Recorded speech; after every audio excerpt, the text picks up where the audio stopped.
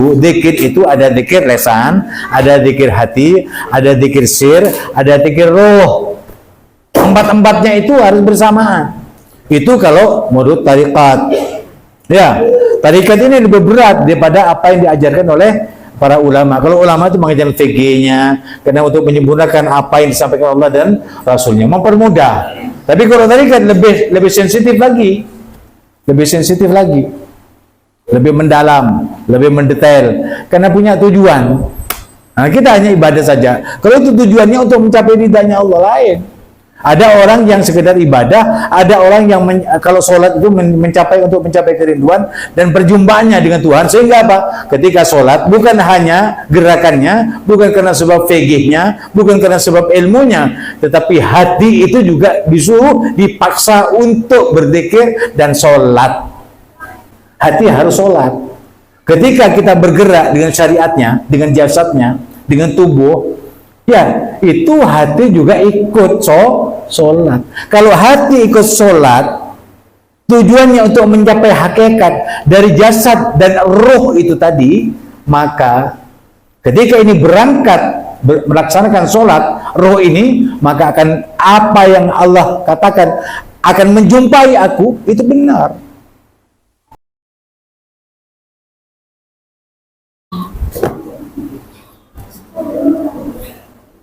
Bismillahirrahmanirrahim. Alhamdulillah Rabbil Alamin. Hamdan syakirin, hamdan hamidin, hamdan yuafi ni'amahu wa yukafi mazidah. Allahumma salli wa sallim wa barik wa karrim wa majid wa azim ala Sayyidina Muhammadin wa ala alihi wa sahbihi wa azwajihi wa dhurriyyatihi wa ahli baitihi adada ma fi ilmika salatan wa salaman daimaini bidawam mulkik, amma ba'du. Assalamualaikum warahmatullahi wabarakatuh. Hadirin yang dimuliakan Allah, alhamdulillah malam hari ini kita dapat menunaikan kerinduan kita untuk bersama-sama berselawat kepada junjungan kita Nabi Muhammad sallallahu alaihi wasallam. Harapannya tidak lain agar kita mendapat syafaatnya dunia dan syafaat di akhirat, masuk surga bersamanya. Sallallahu alaihi Muhammad. Hadirin yang dimuliakan Allah, alhamdulillah kita akan menyampaikan dan meneruskan apa yang seharusnya kita baca dan kita dengar untuk diambil sebagai pelajaran, bimbingan, pedoman hidup bagi kita, sehingga apa yang ada di Al-Quran semuanya itu benar-benar bisa kita amalkan. Karena hada siratul mustaqim, ini adalah jalan yang lurus untuk menempuh ridha Allah Subhanahu wa ta'ala, yaitu Al-Quran dan hadis Rasulullah. Jangan kita meninggalkannya sampai kita menemui ajal.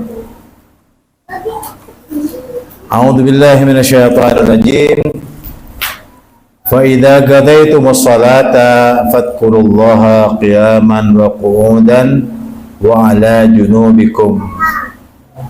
Fa idza ma'nantum wa aqimus shalah inna salata kanat 'alal mu'minina kitaban mawquta. Apabila panjenengan ampun melaksanakan sholat, jok langsung buru,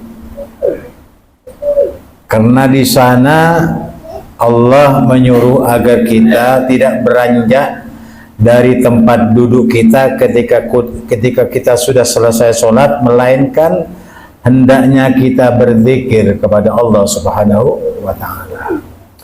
Dan zikir itu tepatnya apa yang bersesuaian dengan apa yang diajarkan oleh baginda Muhammad sallallahu alaihi wasallam.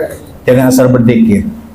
Seperti kita menyatakan Allahumma antas salam wa minkas salam wa ilaika ya'udus salam wa hayyina rabbana bisalam wa adkhil jannata daras salam tabarakta wa ta'ala jadal jalali wal ikram. Itu bacaan zikir ada pada setelah selesai sholat. Habis sholat maghrib, habis sholat isya, kita jangan beranjak di tempat duduk kecuali kita mengatakan la ilaha illallah wahdahu la syarikalah wa asyhadu anna sayyidina Muhammad asyhadu an la ilaha illallah wahdahu la syarikalah lahul mulku walul hamdu yuhyi wa yumiitu wa huwa ala kulli syai'in qadir 10 kali. Itu zikir tepatnya pada setelah selesai sholat. Jangan dibaca di tempat yang lain. Seperti ada orang berdoa ketika mengatakan Allahumma hdina fi man hadait wa afina fi man afait. Betul. Tapi ini doa ada pada sholat ketika kunut.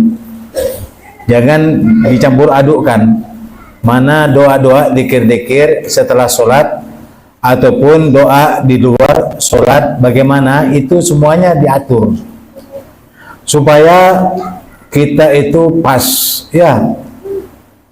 Jadi katanya Nabi, barang siapa yang menyatakan habis sholat maghrib dan subuh la ilaha illallah wahdahu la syarikalah lahul mulku walul hamdu yuhyi wa yumiitu wa ala kulli syai'in qadir, diberi kebaikan 10 kebaikan, dihapus 10 dosa, diangkat berapa derajat 10 derajat, dan dimuliakan oleh Allah Subhanahu wa ta'ala.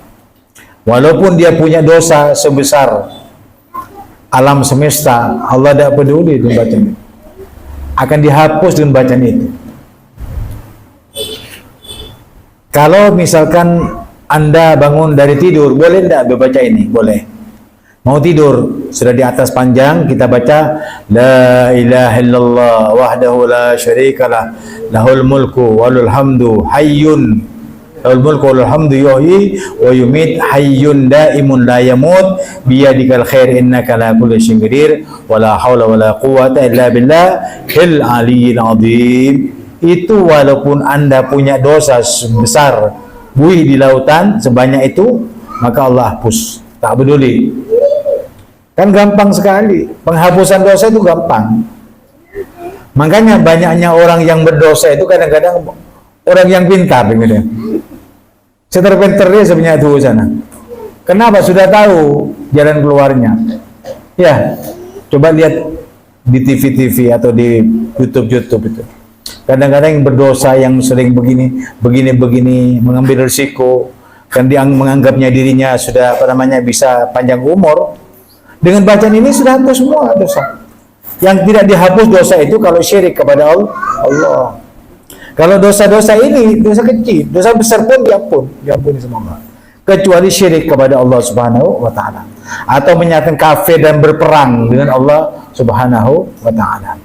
Apalagi orang yang tidak percaya kepada adanya Allah Subhanahu wa ta'ala, itu menyatakan perang dengan Allah, dan itu tidak ada penghapusan dosa bagi mereka. Kenapa? Karena sudah tidak percaya adanya Tuhan, tidak percaya adanya alam akhirat, alam surga dan neraka. Sehingga apa?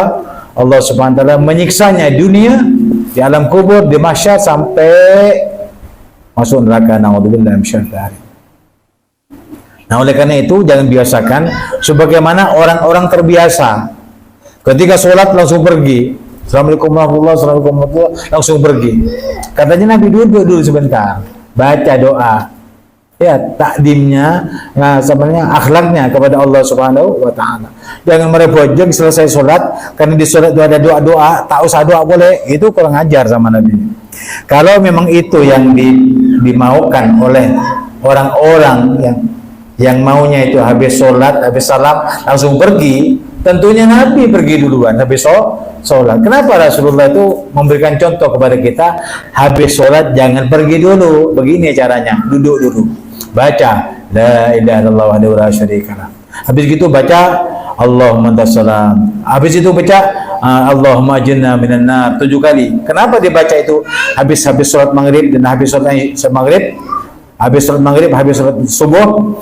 Karena kalau kamu baca setelah sholat subuh Allahumma ajirna minan nar 7 kali, berarti Anda itu telah selamat dari neraka. Karena neraka itu 7 kali, 7 pintu. Sijil namanya. Kalau surga Illiyin, Sijjin, Allahumma ajirna minan nar, Allahumma ajirna minan nar, sampai 7 kali. Berarti pintu neraka yang 7 itu tertutupi dengan kalimat Allahumma ajirna minan nar.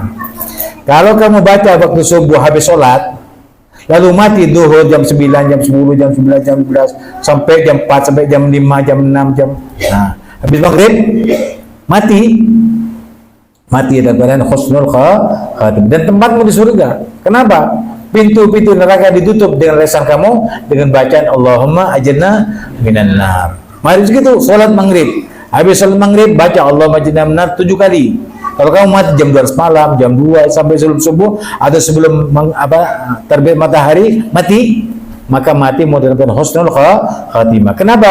Karena tempat di akhirat sudah tertutup nerakanya, dan di akhir itu ada surga dan neraka. Kalau tidak di neraka pastilah masuk surga. Itu dikatakan husnul khatimah. Artinya apa? Kenapa harus dikatakan di sini faida gadaitu musalla? Mulamari apa jambaan fadkurullah. Maka berzikirlah dengan menyebut nama Allah. La ilaha illallah wa la syarikalah. Allahumma ajirna minan nar. Allahumma antas salam. Ya. Allahumma a'inna ala dzikrika wa syukrika wa husni ibadatik. Itu adanya di sholat. Jangan kita baca di luar sholat. Allahumma a'inna ala dzikrika wa syukrika wa husni ibadatik. Subhanallah, subhanallah, subhanallah. Ini terlalu kali. Alhamdulillah, alhamdulillah, alhamdulillah 33 kali. Allahu akbar, Allahu akbar, Allahu akbar 30 kali.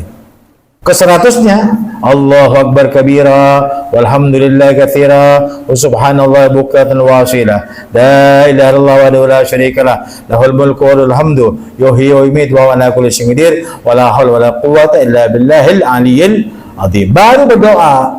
Dan doa itu tidak serta-merta kita pingin dunia selamat, akhirat selamat langsung Rabbana atina, jangan gitu. Tapi berselawatlah kepada baginda Muhammad sallallahu alaihi wasallam. Contohnya setelah membaca tadi zikir tadi 33 lalu apa? Membaca doa Bismillahirrahmanirrahim. Allahumma salli ala sayyidina Muhammad wa ala ali sayyidina Muhammad. Itu contohnya. Ya. Terus Allahumma Rabbana atina fid dunya hasanah wa fil akhirati hasanah wa qina adzabannar. Wa sallallahu ala sayyidina Muhammadin wa ala alihi wa sahbihi wasallam walhamdulillahi rabbil alamin. Ini doa walaupun kita contohkan sama kamu, ini sampai ke Allah. Walaupun ini contoh saja, bukan doa. Habib kan doa tadi, tapi karena selawat dan berdoa ditutup dengan selawat, contoh ini sudah sampai kepada Allah SWT bahwa Habib itu memang minta kepada Allah di dunia bahagia, selamat, ya, di akhirat bahagia dan selamat, dan jauh dari masuk surga. Itu walaupun bukan doa beneran, tapi percontohan, memberikan contoh. Itu sampai kepada Allah SWT. Dan bagaimana sekarang ini kalau kita berdoa kepada Allah SWT, sering berdoa, sering munajat, sering begini, tapi kelihatannya tidak sampai artinya merasakan kita apa yang kita minta semuanya diberi oleh Allah SWT. Ya, begini, doa itu ada lahir dan batinnya. Kalau doa itu hanya sekedar tulisan yang dibaca oleh lisan, itu doa lisan. Paham?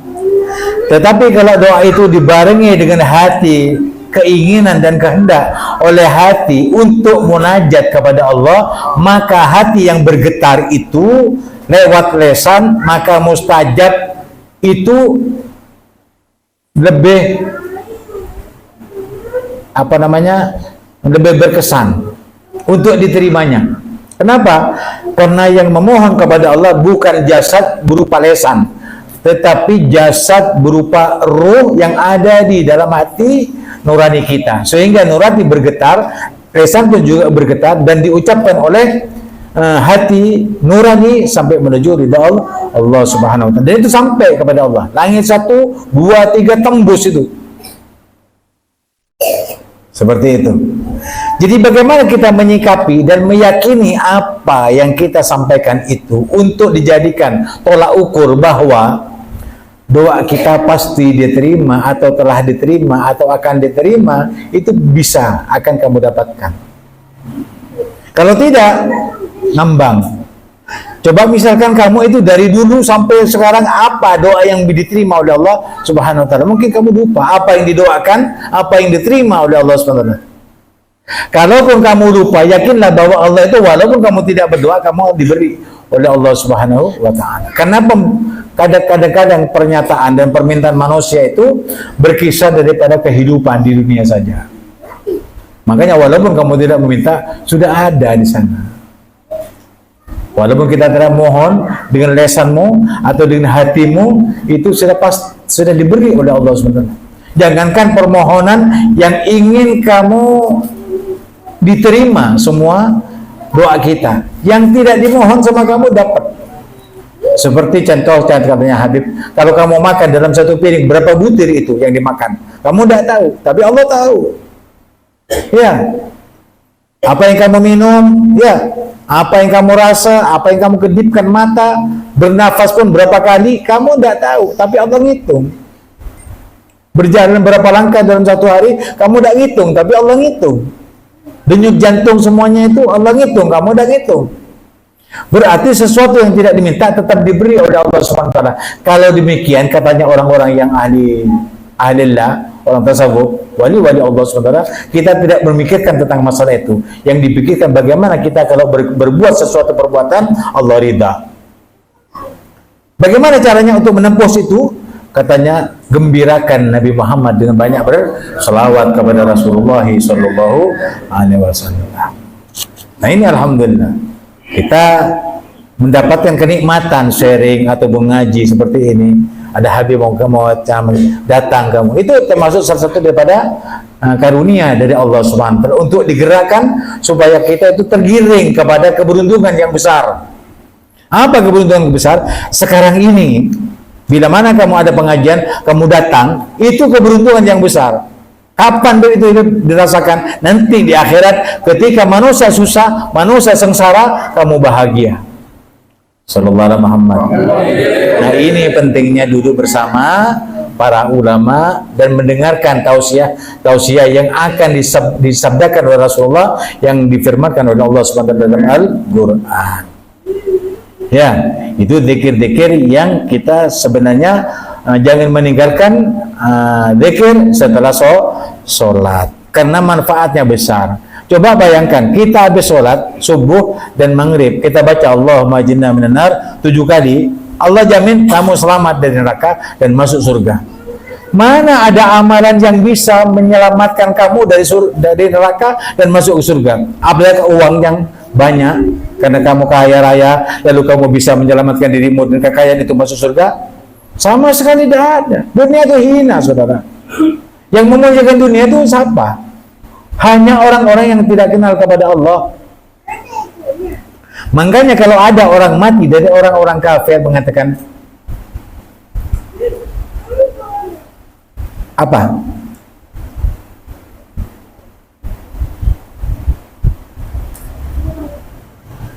Apa?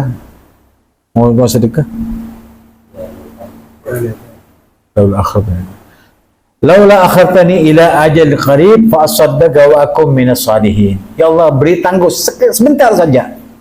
Jangan matikan engkau ya Allah. Kembalikan sedikit sebentar saja. Untuk apa? Katanya Allah. Aku akan menjadi orang yang saleh. Menjadi orang Islam yang beriman kepadamu. Dan aku akan menghabiskan semua hartaku untuk dinafkahkan di jalanmu ya Allah. Ada cabut cepat mati. Makanya jangan bercita-cita kalau mau bersedekah itu. Jangan bercita-cita. Kenapa? Karena kalau kamu bergetar untuk bersedekah lalu kamu tidak menyampaikannya, kamu akan dihabiskan hartamu dengan jalan yang lain. Mungkin kamu sakit, bayar ini besar, bayar. Bilangnya ada punya uang, tapi kalau sudah ada hal-hal seperti itu, ya tetangganya baik minta pinjem, Kang ada uang 100.000. Kenapa? Itu anak saya sakit mau puskesmas. Oh maaf, tidak ada sama sekali.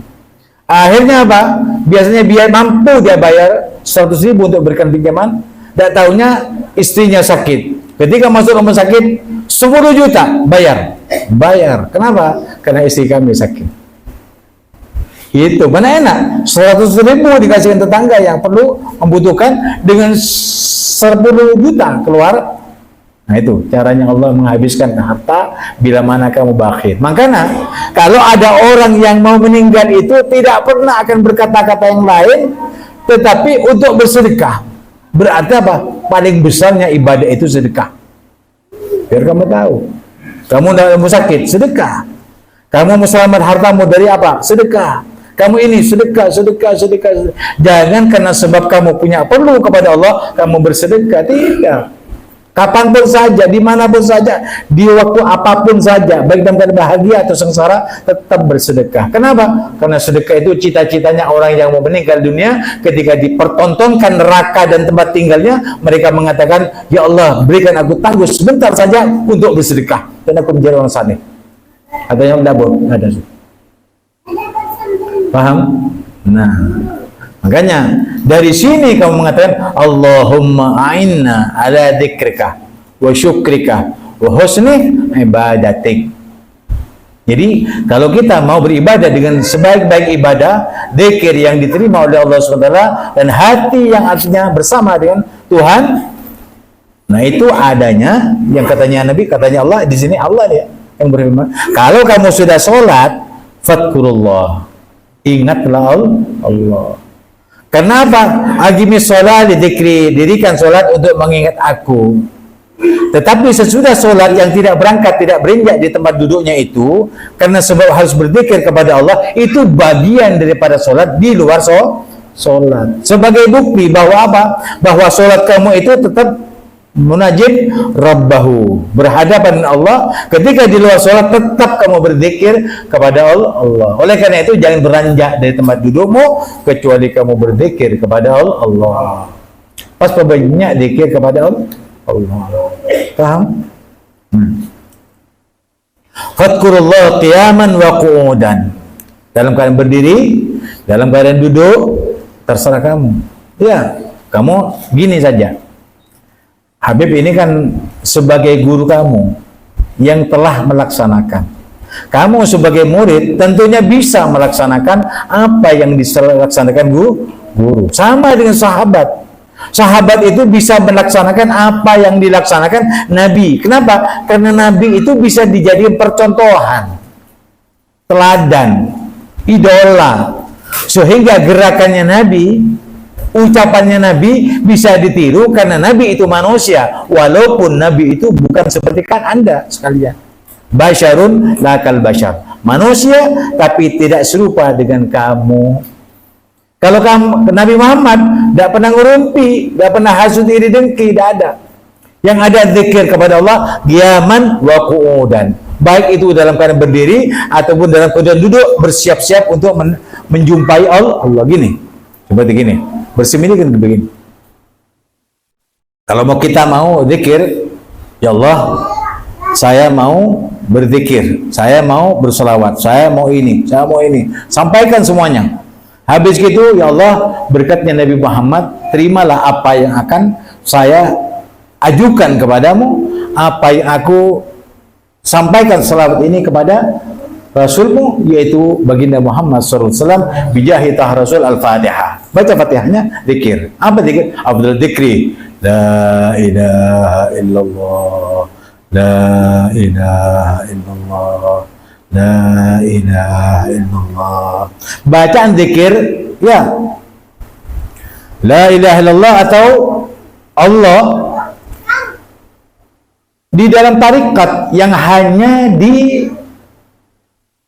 dijelaskan begini caranya, la ilaha illallah, la ilaha illallah. Allahnya dihunjamkan ke dalam hati. Sebenarnya tidak ada Nabi Muhammad seperti itu, cuma tarikat itu. Kamu baca saja la ilaha illallah, la ilaha, digerakkan itu ada. Tapi kalau sampai ada peraturan seperti la ilaha illallah, la ilaha illallah, ada.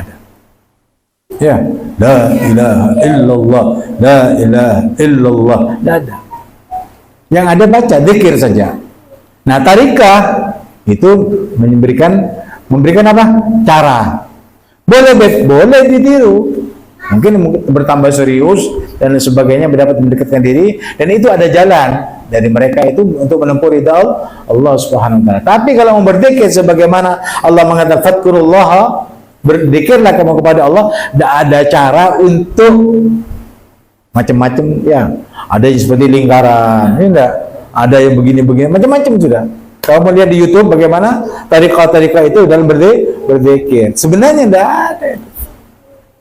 Ya, walaupun itu sudah ada, biarkan dah. Tariqah itu Syekh Habib tidak masuk kepada tariqah-tariqah semacam itu. Tapi tariqah yang diajarkan oleh Alawiyin asal baca saja. Tariqahnya Habaib itu paling nyaman. Ya. Kalau kamu misalkan ikut Tijani, ikut Naqsabandi, harus wajib. Sesuatu yang sunnah menjadi wajib. Itu tariqah. Tapi Alawiyin tidak. Semampu kamu, seikhlas kamu untuk mencapai mengundur ridha Allah, silakan dimanapun saja. Baik itu kamu dalam keadaan berjalan, dalam keadaan berdiri, dalam keadaan duduk, dalam keadaan sujud, apa saja, terserah. Yang penting kamu jangan meninggalkan zikrullah. Karena Allah menyuruh perbanyaklah kamu berzikir kepada Allah, baik dalam keadaan berdiri berjalan ataupun duduk, kamu di musalla atau di tempat-tempat sholat. Wa ala junubikum. Jadi kamu pun juga boleh di mana saja, dalam keadaan apa saja, walaupun kamu dalam keadaan berbaring, boleh. Berbaring mau tidur, baca. Ya, habis berbaring baca Bismillahirrahmanirrahim, Bismillahirrahmanirrahim. Selekor kali. Ngadu kabar cetak bergede aja, ngadu kabar sokoloros. Ya. Habis sholat, habis tidur, bangun jam 3 malam, turunkan kakinya, injakkan, membaca syahadat, asyhadu an la ilaha illallah wa asyhadu anna muhammadar rasulullah. Kalau kalian baca bismikallahumma ahya wa bismika amut, tekankan kakimu itu dua-duanya 3 kali. Sallallahu alaihi Muhammad, sallallahu alaihi Muhammad, sallallahu alaihi Muhammad. Ya Allah, aku mohon gigi saya supaya tidak cepat runtuh. Gigi bagus, ini tangan nyolongan ke bodoh ke timur, gigi rata. Itu salah satu daripada. Dan itu walaupun itu tidak dilamarkan tidak apa-apa. Yang penting kamu baca Bismillahirrahmanirrahim ahya wa bismika amun. Asal baca saja, ya. Asal baca itu. Diterima karena lesan. Ki bisa adikir. Tapi yang betul-betul dikir itu adalah yang dikeluarkan dari qalbi. Paham? Jadi saya sudah bilang dulu, dikir itu ada dikir lesan, ada dikir hati, ada dikir sir, ada dikir roh. Empat-empatnya itu harus bersamaan. Itu kalau menurut tariqat. Ya, tarikat ini lebih berat daripada apa yang diajarkan oleh para ulama. Kalau ulama itu mengajarkan VG-nya, karena untuk menyempurnakan apa yang disampaikan Allah dan Rasulnya, mempermudah. Tapi kalau tarikat lebih sensitif lagi, lebih mendalam, lebih mendetail, karena punya tujuan. Nah, kita hanya ibadah saja. Kalau itu tujuannya untuk mencapai ridhanya Allah, lain.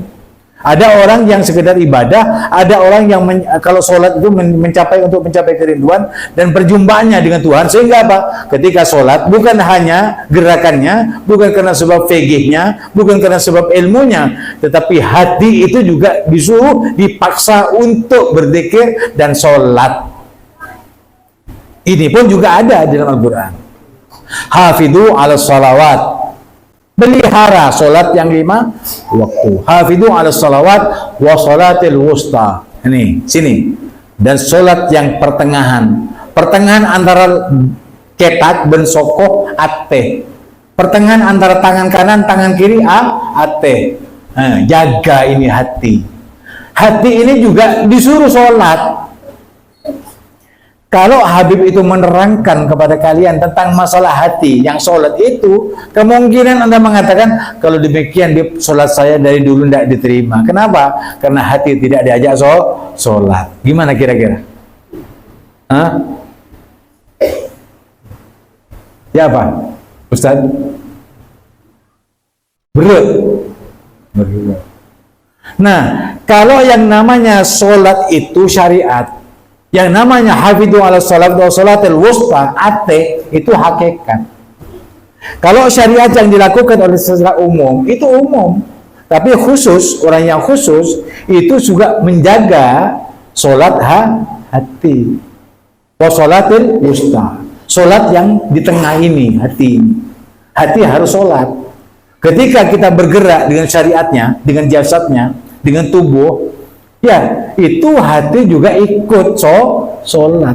Kalau hati ikut sholat, tujuannya untuk mencapai hakikat dari jasad dan ruh itu tadi, maka ketika ini berangkat melaksanakan sholat, ruh ini, maka akan apa yang Allah katakan akan menjumpai aku, itu benar. Kalau hati sudah mencapai kepada penglihatan tentang masalah Allah Subhanahu wa taala, aku yakin apa? Wa yabqa wajhul jalali kullu man 'alaiha fan. Semua tidak ada. Jasad ini apa rasa tak ada. Kullu man 'alaiha fan wa yabqa wajhu rabbika dzul jalali wal ikram. Karena yang dihadapi itu Allah. Kalau sudah Allahu Akbar, orang-orang yang sufi, orang-orang yang wali itu menyatakan dirinya itu tidak ada, apalagi orang lain tidak ada. Tidak ada. Yang ada yang dihadapi hanya Allah. Kenapa? Wa yabqa, yang kekal abadi, yang ada itu hanya Allah, yang lain tidak ada. Apalagi kita mau seperti itu, sudah takbir Allahu Akbar, aduh, saya berdisa, nggak ke pesen, nggak ke konjina, nggak ke sepeda motor, toko cekak konjina ini sepeda motor, toko milang, nggak ke sandal berapa pak, sandal carpet, nggak begitu sholat, nggak bisa, endi otak, endi dia pikir, dia sholat ki aleng-leng kira pikiran, belum masih kira, menyatakan bahwa ada Tuhan di hadapannya. Padahal orang yang sholat itu munajin rabbahu, berhadapan dengan Tuhannya. Kalau berhadapan dengan Tuhannya, apakah ada yang lebih indah daripada Allah? Tidak ada. Tetapi mengapa kita masih ingat ini? Nah, karena yang melaksanakan sholat itu bukan hatinya, tetapi jasad dan syariatnya. Syariat tidak mencapai kepada hakikat kalau seperti ini. Karena hakikat itu adalah masalah hati nurani yang menyatukan apa? Menyatukan rohnya hati, rohnya jasad disatukan untuk menghadap kepada Allah Subhanahu wa taala. Maka yang lainnya kecil. Kenapa Allah menyatakan paling besarnya ciptaan itu adalah hati yang ada di dalam hadapan manusia? Karena hati itu tempatnya bisikannya Allah, rahmatnya Allah membisikkan kepada manusia yang beriman kepada Allah untuk tunduk patuh kepadanya. Sehingga apa? Ketika dia betul-betul menghadap kepada Allah di sana. Jadi sifat-sifat Allah itu ada di dalam hati manusia. Bila mana diungkapkan, dibesarkan dan dijadikan suatu tolak ukur bahwa hati itu tempat, tempat di mana Allah SWT memberikan bisikan yang baik kepada manusia. Sehingga apa? Kerjaannya baik semuanya di luar sholat. Nah, kalau ini berbicara masalah sholat, ketika dia sholat, dia hanya berhadapan dengan Allah. Ketika sudah masuk kepada hakikat, maka syariat itu hilang. Apa syariatnya? Jasad. Jasad tidak ada. Yang ada hanya Allah Subhanahu wa ta'ala.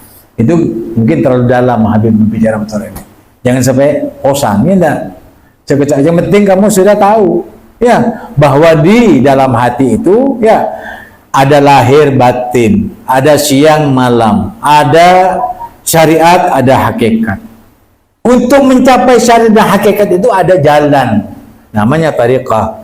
Ketika kita menjalankan tariqah, kita akan bermakrifah, kenal kepada siapa? Kenal kepada diri sendiri, bahwa ini Allah yang mencipta. Kalau roh ditabut, habis, mati. Kalau darah tidak berjalan, jasad, syariat, mati. Mana penting? Syariat apa hakikat? Paham? Mana penting? Kalau syariat, berdarah ini tidak mengalir, mati kita. Jasadnya itu syariat. Mata bisa melihat, ini syariat. Kenapa? Karena hakikatnya mata itu tidak bisa melihat. Percaya? Percaya? Kalau mata tidak bisa melihat, coba ambil matanya taruh sini. Buah. Bisa melihat? Tidak bisa melihat. Kenapa?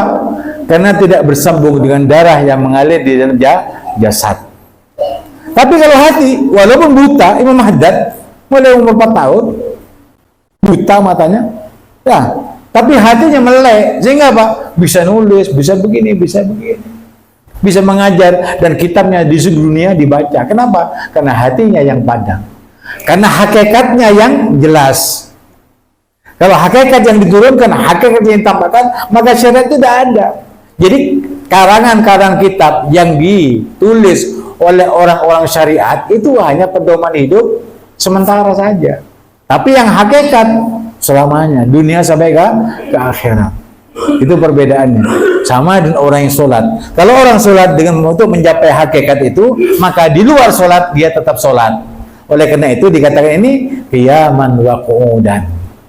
Dalam keadaan berdiri, dalam keadaan duduk, ataupun dalam keadaan berbaring, kamu tetap ingat kepada Allah. Paham? Nah,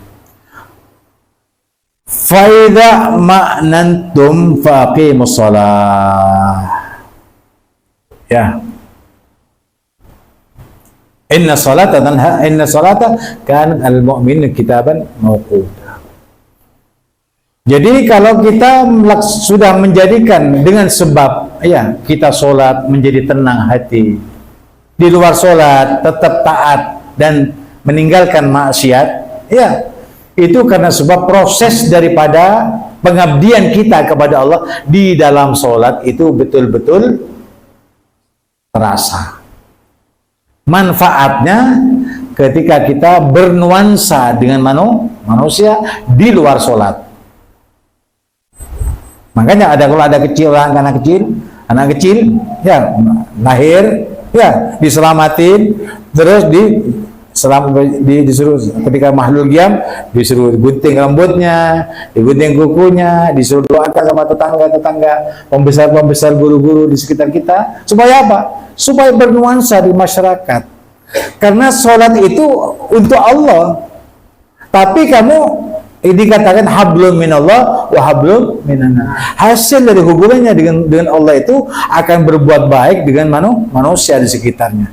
Karena berhubungan dengan manusia itu sangat sensitif.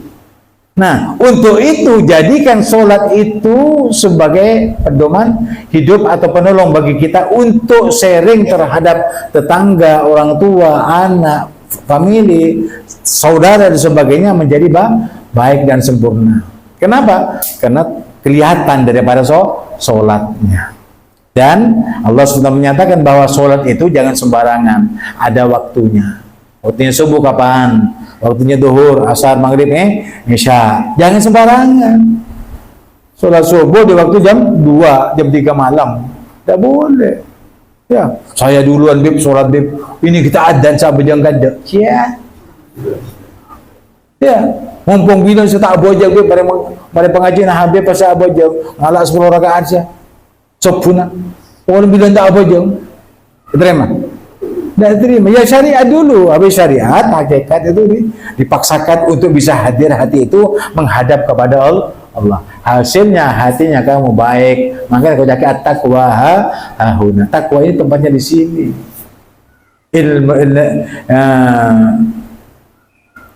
Innal jannata lil muttaqin. Sesungguhnya surga itu punyanya orang yang bertakwa. Takwa itu di hati. Kalau hatinya baik, semua amalnya baik. Ya, perbuatannya baik, perkataannya semuanya baik, rezekinya baik, semuanya baik. Makanya fatazawwadu fa inna khairaz zadi taqwa. Berbekallah kalian dan sebaik bekal adalah bertakwa kepada Allah Subhanahu wa taala. Semoga semuanya saya berkah dan manfaat. Menjadikan bertambahnya kita untuk mencari kehusukan dalam solat, sehingga solat kita bertambah sempurna dan amal ibadah dengan yang lainnya mudah-mudahan diterima oleh Allah SWT, karena kita membarengi dengan membaca salawat kepada baginda Muhammad SAW. Semua hajat-hajat kita diterima oleh Allah SWT dan disyafaati oleh baginda Muhammad SAW, sehingga kita bahagia, hidupnya bahagia di dunia dan akhirat bersama keluarga. Malladzina ta'alim min nabiyyin wasiddiqin wa syuhada wa salihin wa hasuna ulaika rafiqa wa lahum minkum. Wassalamualaikum warahmatullahi wabarakatuh.